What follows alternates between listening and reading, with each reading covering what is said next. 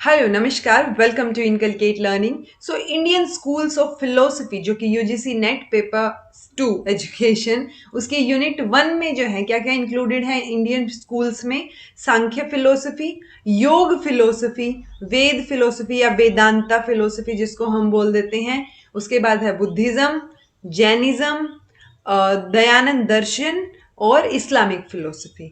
इसमें से ये चार जो है हम कर चुके हैं बुद्धिज्म तक।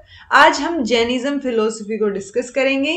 फिर हमारे दयानंद दर्शन और इस्लामिक फिलोसफी, सिर्फ दो फिलोसफीज जो हैं वो हमारी रह जाएंगी इंडियन फिलोसफी में। ठीक है जी। सो जैनिज्म की अगर हम बात करें तो ये वर्धमान महावीर ने दिया है। एक और चीज, जितनी फिलोसफीज में जो इंफॉर्मेशन या कई चीजें फैक्चुअल है ना जो मैं आपको करवा रही हूं, एटलीस्ट आप इतना तो करके ही जाएंगे।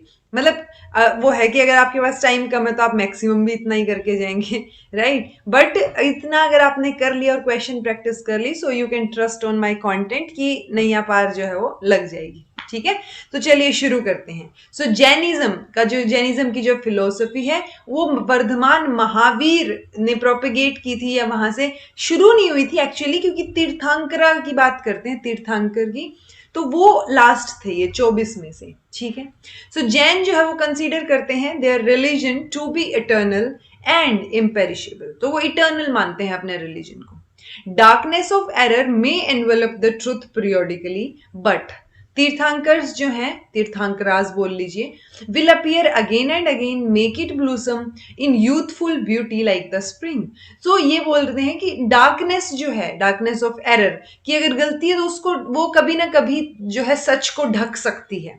मतलब कभी सच दिखेगा आपको, कभी झूठ दिखेगा। सो वो एरर जो है वो कभी ना कभी आ सकती है पीरियोडिकली, लेकिन तीर्थंकरा जो है वो बार बार हमेशा आएंगे। तीर्थंकरा का मतलब क्या है? तीर्थ, जैसे हम बोलते हैं तीर्थ यात्रा करने जाना, ये वही वाला तीर्थ टाइप है।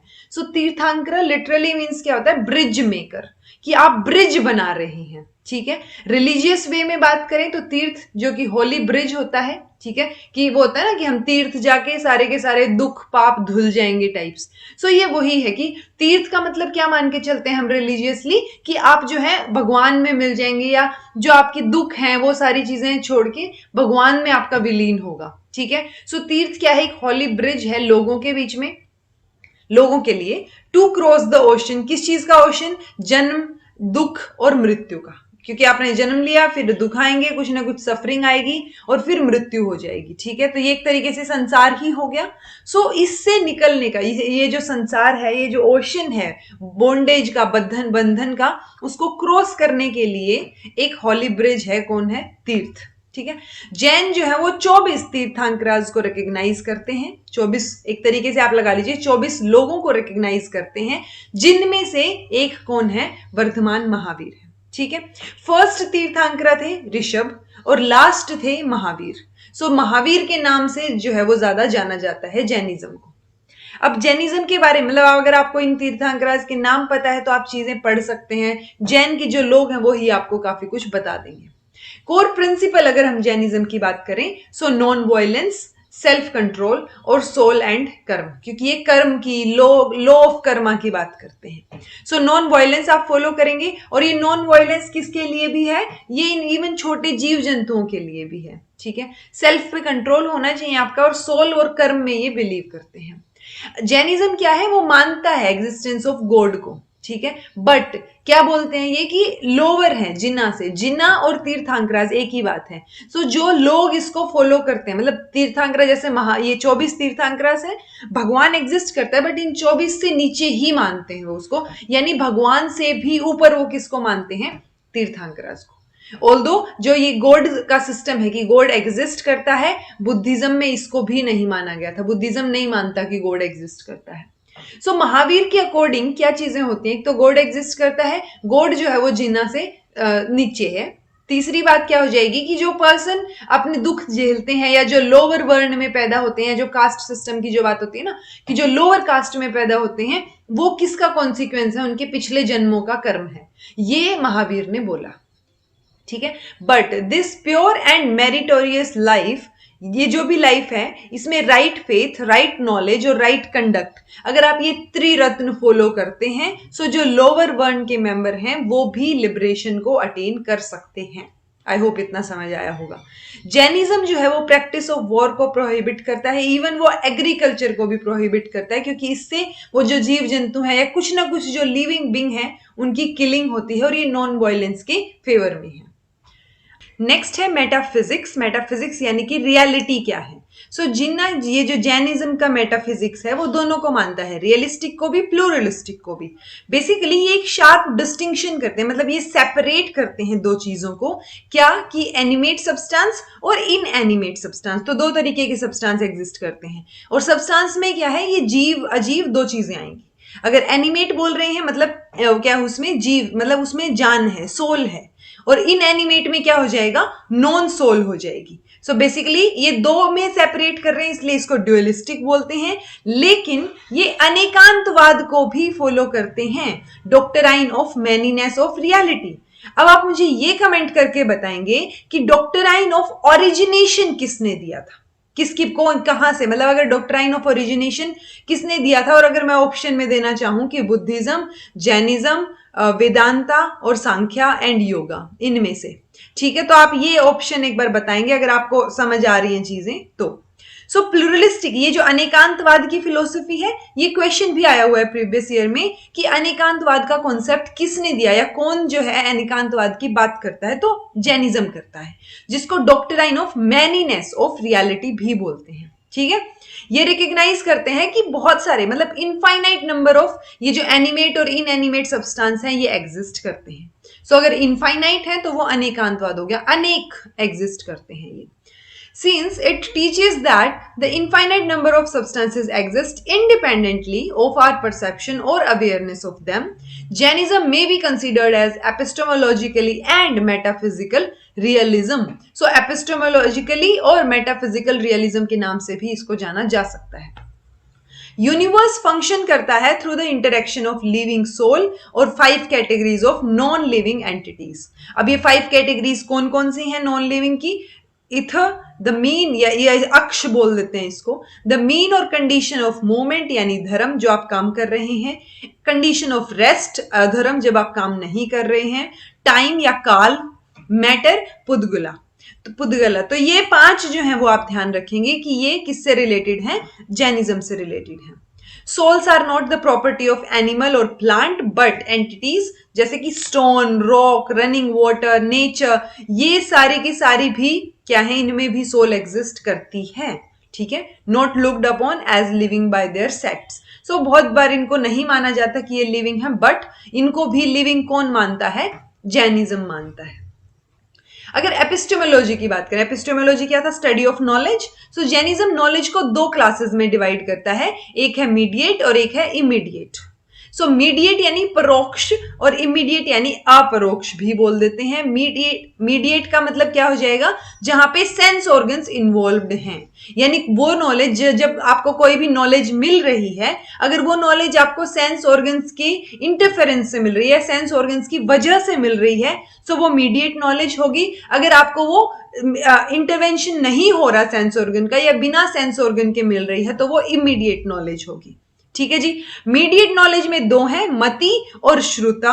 मति जैसे माइंड को बोल देते हैं ना, मति खराब हो रखी है इसकी, तो बुद्धि खराब हो रखी, तो वो मति मतलब माइंड, और श्रुता मतलब पर्टिकुलरली किसकी बात कर रहे हैं, सुनने की, कान की। इमीडिएट नॉलेज में 3 टाइप होंगे, अवधि, मनः, पर्याय और केवला। ये नाम याद रखने आपको जरूरी है, ये 5 नाम याद होने चाहिए। अब इनका मतलब क्या है पांचों का? अगर फर्स्ट है अवधि की, अगर हम बात करें तो अवधि क्या होता है, एक टाइम पीरियड ना, कि उस अवधि में ये राजा थे। वो अवधि क्या है, टाइम पीरियड है, यानी एक तरीके से ये जो नॉलेज होगी ये एक अवधि मतलब लिमिटेड होगी, इसको अवधि जना भी बोलते हैं। बट ये कब होती है, जब एक पर्सन कंप्लीटली फ्री होता है, मतलब उसके ऊपर जो कर्म है, क्योंकि कार्मिक की नेचर की बात कर रहे हैं ना ये हम, कि पिछले जन्म में जो कर्म किए हैं उसका फल अब मिल रहा है, ऐसे वाली सिचुएशन।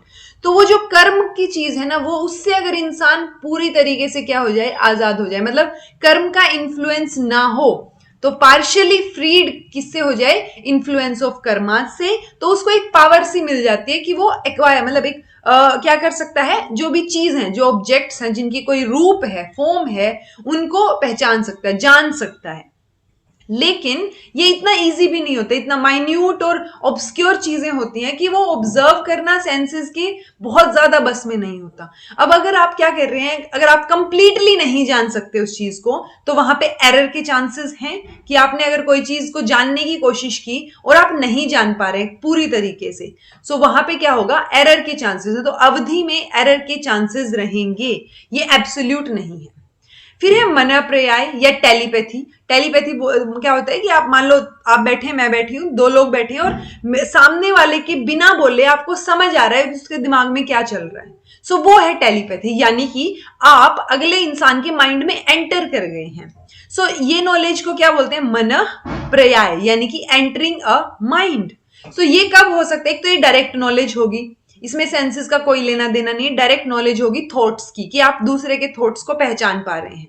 और ये कब हो सकती है, जब एक इंसान कंप्लीटली ओवरकम कर लेता है जो हेट्रेडनेस है या जेलसी है, इन सब चीजों से, ठीक है, तब आप एक डायरेक्ट एक्सेस आपको मिल सकती है अगले इंसान के थॉट्स में, प्रेजेंट और पास्ट के जो थॉट्स हैं।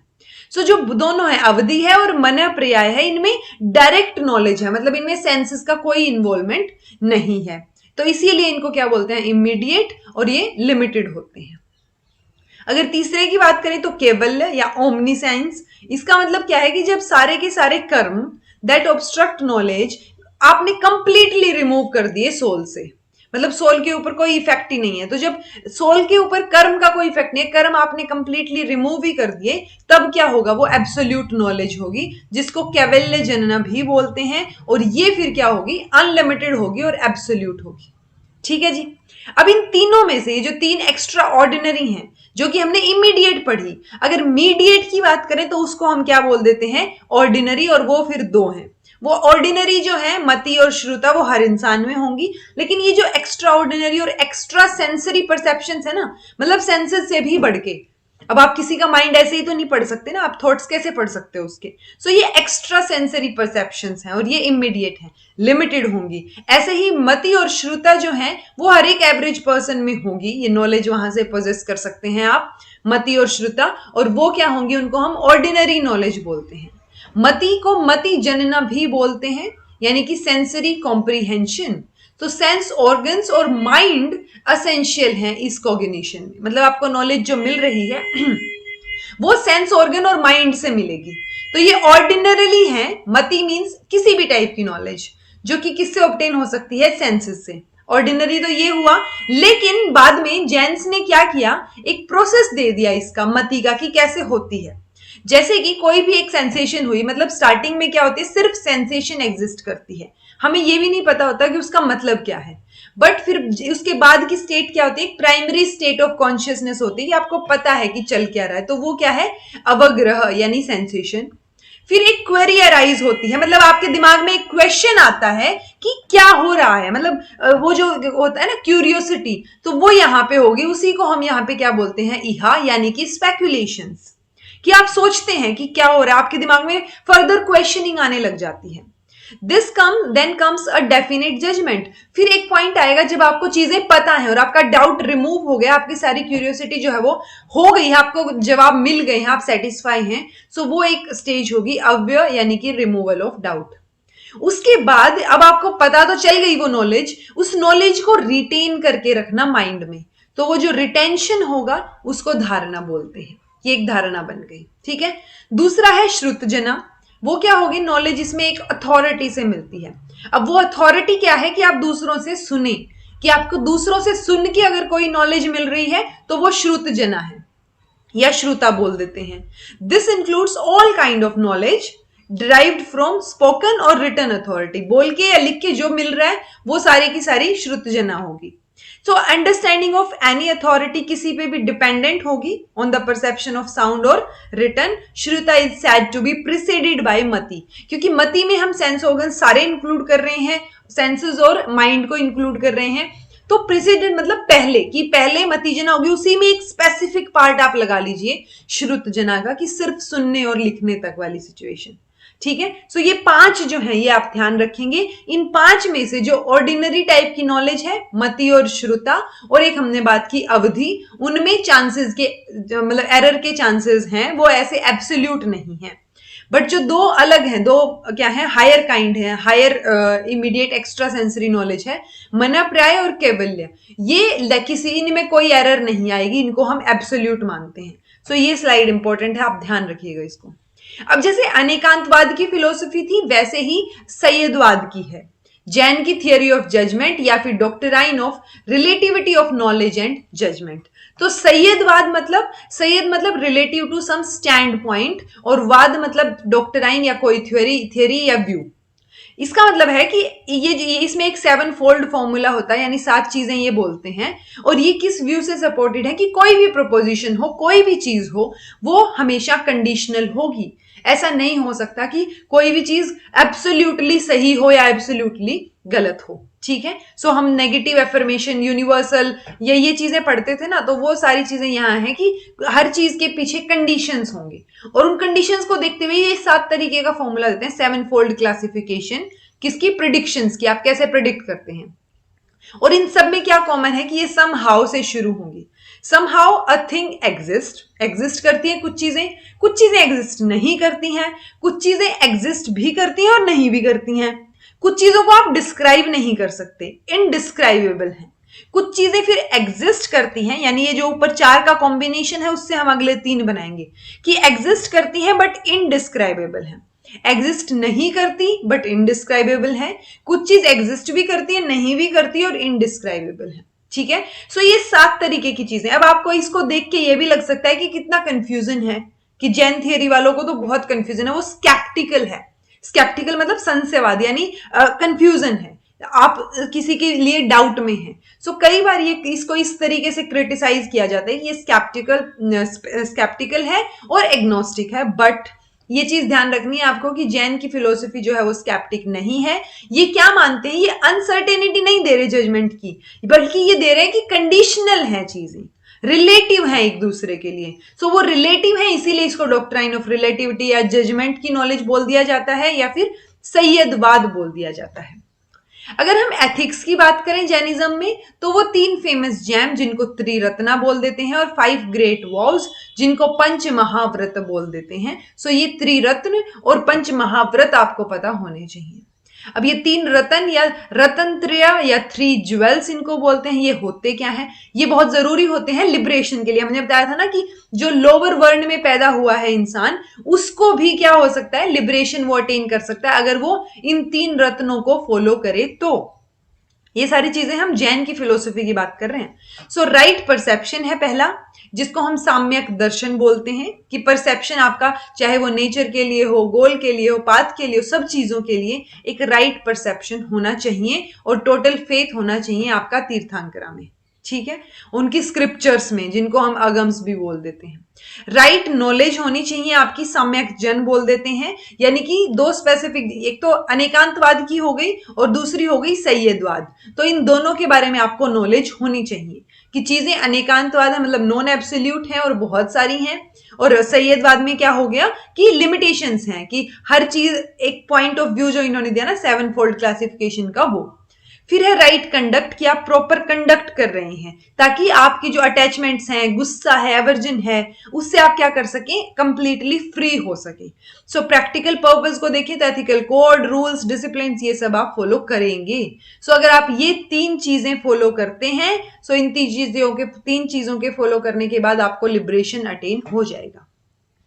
फिर अगर हम बात करें तो इन 3 ज्वेल्स में, ये जो टीचिंग्स ऑफ बुद्धा, एक सेकेंड, हाँ, ये जो 3 ज्वेल्स हमने पढ़े, इनमें क्या है कि अगर ये इकट्ठे किए तो आपको लिबरेशन मिल जाएगा, बट अगर आपने अलग अलग कुछ प्रैक्टिस की, each of 3 practice in isolation, कि आपने कोई एक प्रैक्टिस कर ली, बाकी चीजें नहीं, 2 प्रैक्टिस नहीं की, सो फिर कॉन्फ्लिक्ट्स और टेंशन बढ़ जाएगी आपकी। इंडिविजुअली वो इनकम्प्लीट है, वो कंप्लीट ही एक दूसरे के साथ है, मतलब ये 3 रतन बोल दिए ना, सो इनमें से अलग नहीं कर सकते आप किसी को, आपको तीनों फॉलो करने पड़ेंगे। और जब आप तीनों फॉलो कर रहे हैं तो उस टाइम पे क्या हो जाएगा, जो फ्रेश कर्माज आते हैं ना ऐसे सडनली, सो वो नहीं आएंगे, वो ब्लॉक हो जाएंगे, और उसी ब्लॉकेज को क्या बोलते हैं, संवरा या स्टॉपेज बोलते हैं। ये भी एक प्रीवियस ईयर क्वेश्चन है। ठीक है जी।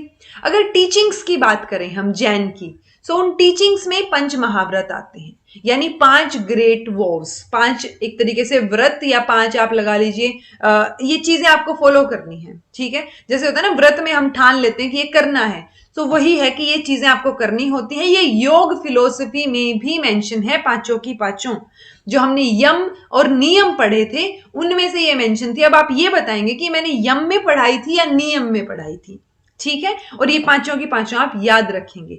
सो अहिंसा यानी नॉन इंजरी, तो नॉन वायलेंस कि आप किसी को भी इंजरी नहीं देंगे, किसी को नहीं मारेंगे, अहिंसा का रास्ता। सत्य, सच बोलेंगे, झूठ नहीं बोलेंगे, चाहे कुछ हो जाए आपने सच ही बोलना है।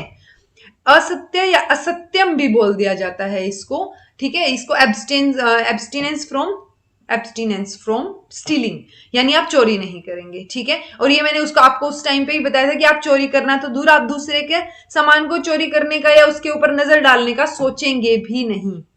फिर था ब्रह्मचार्य, जिसमें सेल्फ इंडल्जेंस से आप दूर रहते हैं, सेलिबसी, और ये मेनली जो भी ब्रह्मचारी है वो हेवनली प्लेजर या सेक्सुअल लाइफ के रिलेटेड होता है।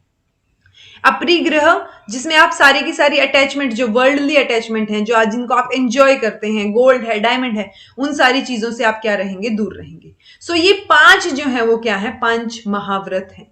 ये आपको हमेशा फॉलो करने हैं अगर आप जैनिज्म फॉलो कर रहे हैं तो। सो जैनिज्म का जो सेंटर है ना, वो मतलब जो कर्म की थियरी का सेंटर है वो जैनिज्म को ही माना जाता है कि दोबारा से बर्थ होगा या वो पिछले जन्म के कर्म की वजह से ये वाली सिचुएशन। सो इसमें जो सेल्फ है वो पोल्यूटेड होता है कर्मों से। और ये कर्म जो है वो क्या बोले इन्होंने, 8 तरीके के होते हैं। वो हमको बहुत डीप में जाने की जरूरत नहीं कि कौन कौन से 8 है, क्योंकि फिर क्रैमिंग पोर्शन बहुत ज्यादा बढ़ जाएगा। सो 8 तरीके के कर्म हैं, जिनमें से पहले 4 को घटी कर्म और बाद में को अघटी कर्म भी बोल दिया जाता है, ठीक है जी। सो ये 2-3 चीजें आप याद रखेंगे। अगर हम एम्स ऑफ एजुकेशन की बात करें तो teaching should give necessary jnana and penance to help jiva. सो आपको क्या करना है कि एक वो होता है ना रिवार्ड और पनिशमेंट, सो नेसेसरी होगी वो चीजें टीचिंग में दी जानी चाहिए। Believe in transmigration of soul, तभी तो वो बात करते हैं ना कि पिछले जन्म के कर्म, तो ये कहीं ना कहीं मानते हैं कि अगर आप एजुकेशन दे रहे हैं तो एक तरीके से आप अगले जन्म के लिए प्रिपेयर कर रहे हैं उस इंसान को।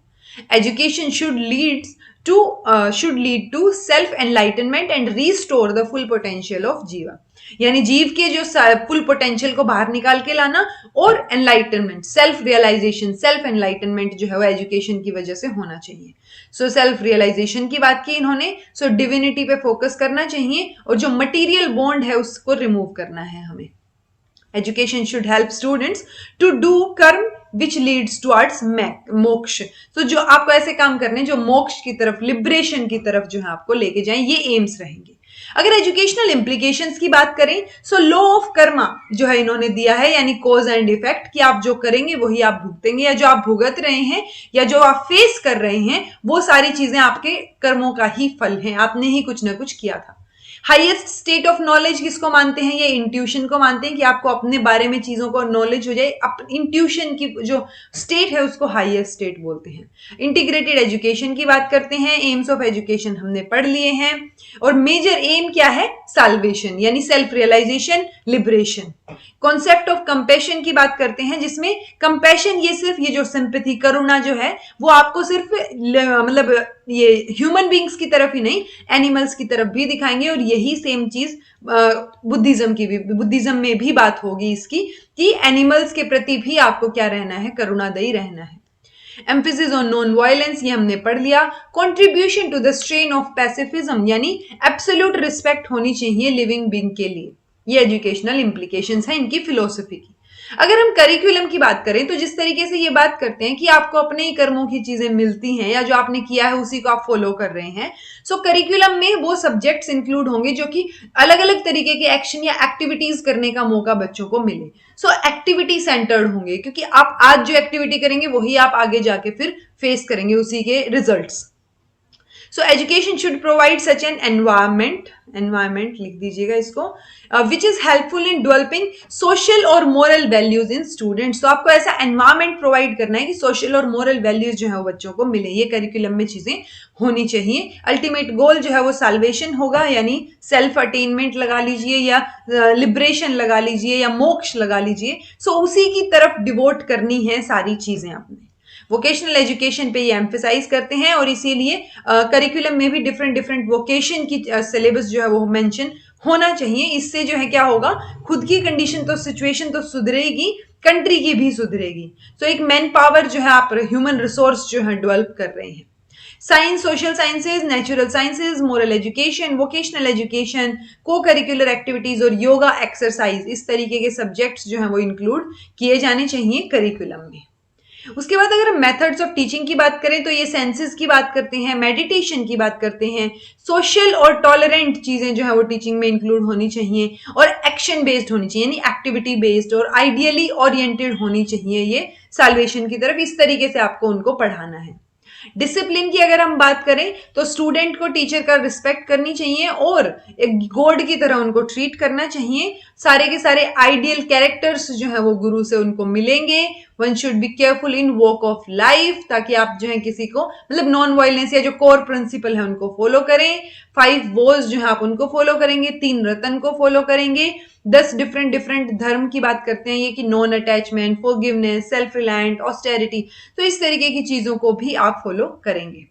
रोल ऑफ टीचर की अगर हम बात करें तो टीचर जो है एक रोल मॉडल की तरह होगा, एक एग्जाम्पल सेट करना चाहिए वो बच्चों के लिए कि बच्चे उसके जैसा बनना चाहें।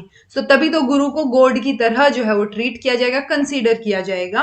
और वो लिबरेशन अटेन करने के लिए, यानी सोल जो है वो जो वर्ल्डली प्लेजर से या अटैचमेंट जो है उससे लिबरेट करने के लिए आप रिगरस ट्रेनिंग जो है वो बच्चों को देंगे और खुद की भी आपकी होगी वो। ठीक है, सो ये जो है जैन फिलोसफी हमारी कंप्लीट हो गई।